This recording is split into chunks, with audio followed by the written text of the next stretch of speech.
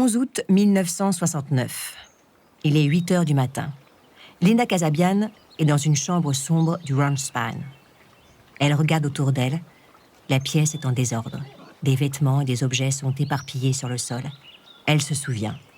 Il y a quelques semaines, quand elle a rejoint Charlie et sa famille, elle rêvait de paix et d'amour. Elle a découvert tout l'inverse. Aujourd'hui, Manson veut qu'elle aille voir Bobby Beausoleil en prison. Et si c'était l'occasion de s'échapper? Linda frissonne. Elle ouvre un vieux sac de toile, commence à empiler des vêtements pour sa fille. Elle jette un coup d'œil par-dessus son épaule. C'est décidé, elle va fuir. Elle ouvre la porte, va chercher Tanya, sa fille. Mais son cœur se serre quand elle apprend que les enfants sont partis en balade aux chutes d'eau, avec d'autres membres de la famille. Linda ne peut pas attendre sans risquer d'être découverte. Elle se résout à partir seule. Elle se rassure en se disant qu'elle reviendra plus tard récupérer Tanya, avec la police s'il le faut. Elle s'approche de la voiture de Charlie, glisse à l'intérieur et tourne la clé.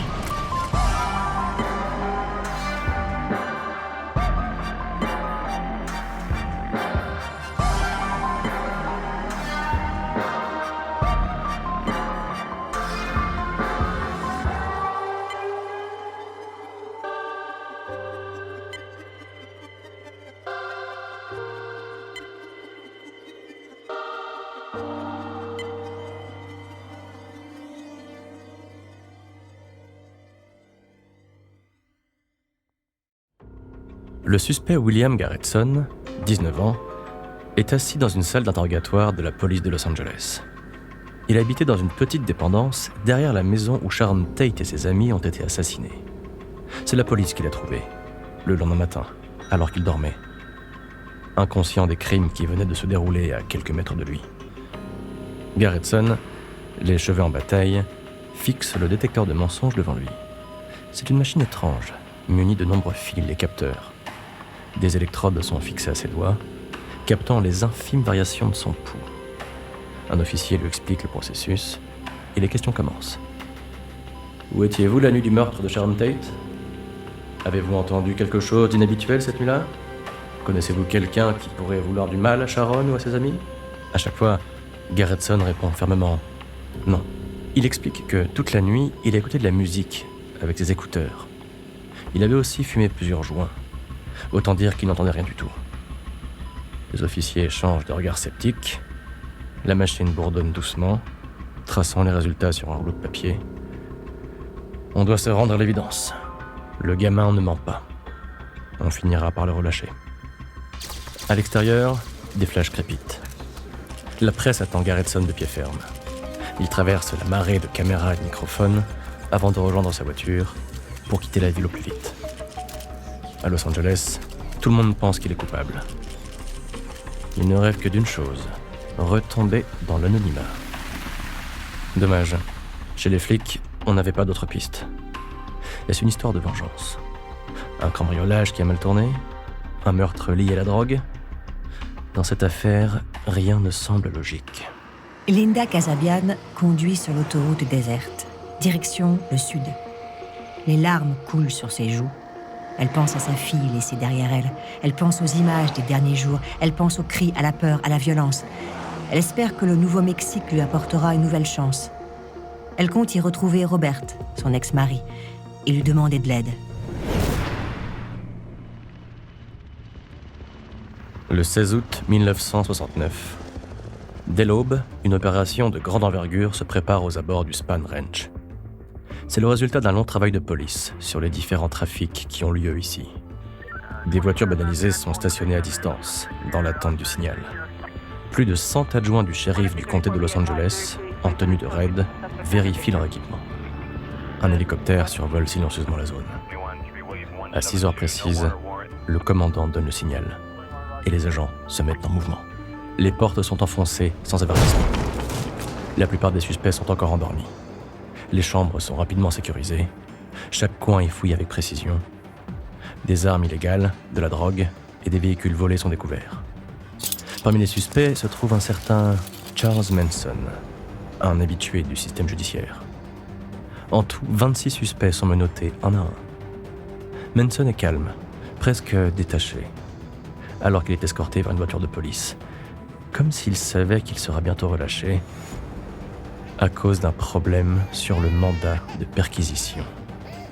Les nombreux enfants présents sur le site sont emmenés par les services de l'État chargés de la protection de l'enfance. L'opération se poursuit durant toute la matinée. À la fin, il n'y a plus personne. Le Spahn Ranch, autrefois plein de vie, est brutalement redevenu un vieux décor de Far West à l'abandon. Linda Kasabian avance dans le bâtiment des services à l'enfance de Los Angeles. Elle s'arrête devant une porte. Réunion familiale. Elle frappe doucement. Une voix lui répond « Entrez !» La pièce est petite, meublée simplement. Une femme aux cheveux gris l'attend avec un dossier à la main. « Madame Kasabian, veuillez vous asseoir, s'il vous plaît. » L'agent ouvre le dossier, vérifie quelques documents, puis regarde Linda droit dans les yeux. « Pouvez-vous me dire comment vous allez vous occuper de votre fille ?» interroge l'agent. Linda explique qu'elle va retourner chez sa mère, dans le New Hampshire. Elle insiste sur sa rupture définitive avec le Spahn Ranch. L'agent écoute attentivement, hoche la tête. Puis, elle se lève. « Je vais la chercher », dit-elle. Linda reste seule quelques minutes. La porte s'ouvre à nouveau et Tanya, sa fille, apparaît. Elle court vers sa mère, les bras grands ouverts. Linda l'embrasse, les larmes aux yeux. Elle serre sa fille contre elle, ressentant de la joie, bien sûr, mais aussi beaucoup de honte. Pour Tanya, elle va tout changer. Et peut-être qu'elle finira par oublier tous les meurtres qui hantent ses nuits. Les détectives de la police de Los Angeles accueillent Roman Polanski dans la salle d'interrogatoire. Le célèbre réalisateur est aussi le mari de Sharon Tate, sauvagement assassiné alors qu'il était à Londres. Depuis son retour, il est désemparé. Sa femme est morte. Son meilleur ami aussi. Les 5 victimes du 10 050 Cielo Drive, c'étaient ses proches, sa famille.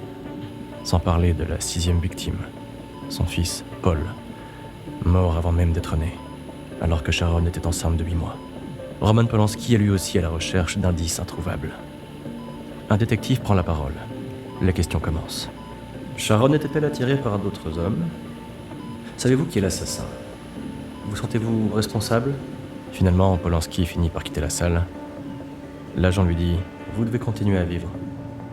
Pour le moment, Polanski va continuer à coller des affiches dans la rue. Il offre une reward de $25 000 à toute personne qui aurait un indice pour faire avancer l'enquête. Linda Kasabian se tient dans la gare de bus Greyhound. Elle tient fermement la main de sa fille Tanya. La gare est bondée, remplie de voyageurs pressés. Linda avance vers le guichet et demande 2 billets pour Milford, New Hampshire, à l'autre bout des États-Unis. 70 heures de trajet, 2 escales. Elle paie en liquide, prend les billets et se tourne vers Tanya. « On y va, ma chérie, » murmure-t-elle. « Tu vas rencontrer ta mamie. » Ça n'a pas marché avec Robert, alors Linda n'a pas le choix. Elle retournera chez sa mère. Linda monte les marches du bus. Elle trouve des sièges vers le fond. Le bus démarre. La ville de Los Angeles s'éloigne progressivement. Tanya s'endort, sa petite tête contre l'épaule de sa mère. La route est longue, mais là-bas, se dit Linda, une nouvelle vie les attend.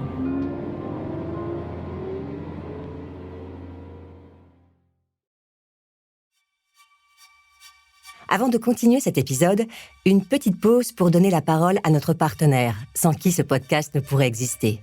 Ne partez pas, on se retrouve tout de suite après.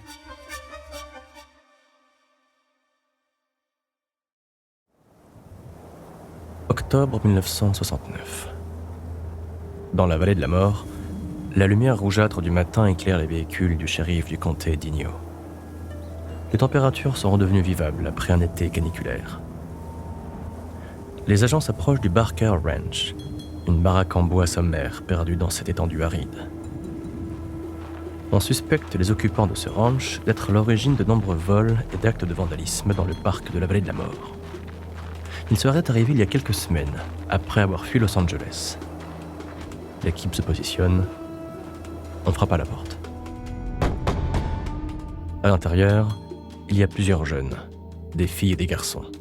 La vingtaine avec un look de hippie. Dans la cuisine, Un détail attire l'attention. Une mèche de cheveux dépasse sous l'évier. Avec prudence, un agent s'approche, arme au poing. Un certain Charles Manson se révèle. Ses cheveux sont ébouriffés. Ses yeux brillent d'une lueur étrange. Il porte un tatouage avec une croix gammée. On le menotte rapidement.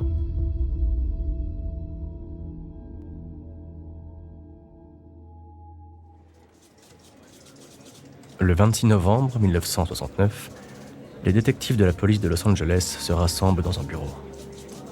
Ils ont reçu un appel urgent de la prison de Corona.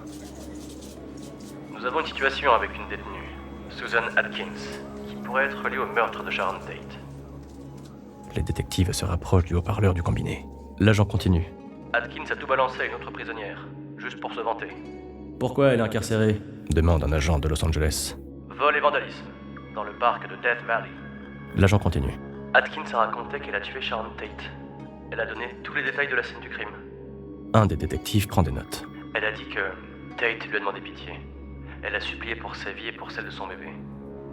Et Atkins aurait répondu « Écoute salope, je m'en fous de toi. Je m'en fous que tu sois enceinte. T'as intérêt à être prête. Parce que tu vas crever. Et j'en ai rien à foutre. » Les détectives restent silencieux. L'un d'eux se lève. Il faut l'interroger immédiatement.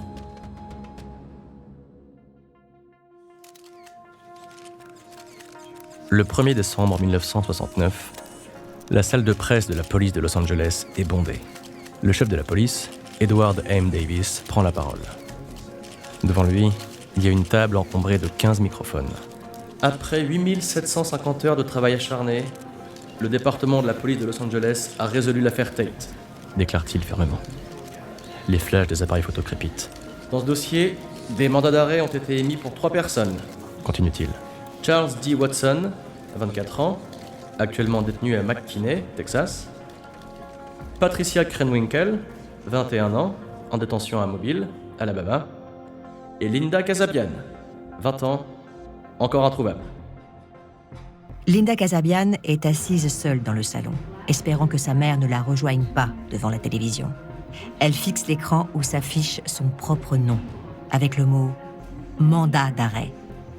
Elle se lève brusquement et éteint la télévision. Elle attrape son sac à main et les clés de sa voiture. Elle se rend jusqu'au poste de police de Milford, New Hampshire. C'est comme une évidence. Elle doit tout raconter. Un officier la regarde s'approcher.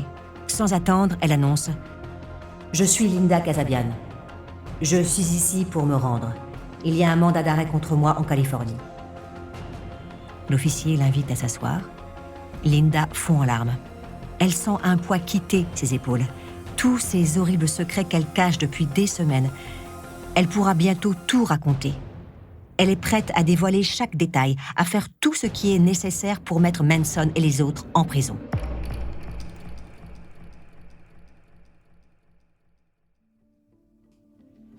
« 1970. Dans la salle d'audience du tribunal de Los Angeles, Linda Kasabian est appelée à la barre. Elle explique que Manson espérait déclencher une guerre raciale, un plan délirant qu'il appelait « Helter Skelter ». Elle détaille comment Manson dirigeait la famille, manipulant ses membres, orchestrant chaque détail. Les mots de Linda ont probablement scellé le sort de Manson et de ses complices. Elle contribuera à la condamnation à perpétuité de Manson et de ses coaccusés. Linda, elle, n'ira pas en prison. Elle bénéficiera d'un traitement de faveur pour avoir livré un témoignage capital. Pourtant, elle aurait préféré être condamnée. À l'issue du procès, elle a le sentiment de ne pas avoir payé pour sa participation au crime. Elle n'a que 21 ans, mais sa vie est déjà finie. Les années qui suivent, elle les connaît déjà. Une vie de douleur, de galère. Elle retombera dans la drogue, se battra pour rester anonyme ou pour échapper aux curieux, aux journalistes, toujours à la recherche d'un nouveau détail sordide. En 1969, Linda n'a tué personne, à part elle-même, peut-être.